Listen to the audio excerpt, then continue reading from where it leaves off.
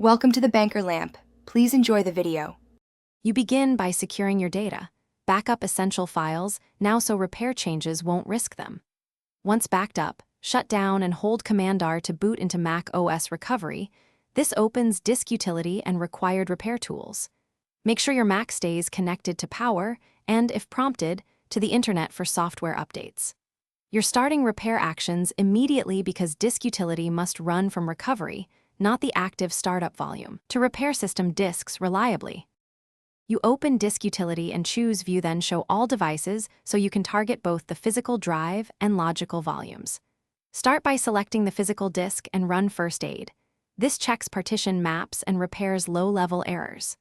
Once finished, run First Aid on each logical volume or container because file system fixes live there.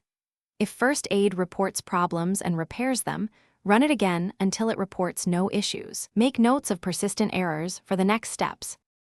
If First Aid can't repair the disk, immediately confirm your backup is complete, because the next step is erasing the disk and reinstalling Mac OS from recovery to restore a healthy file system. You can use Terminal in Recovery to run Diskutal List to identify volumes and Diskutal Repair Volume for targeted fixes. This is faster for specific issues.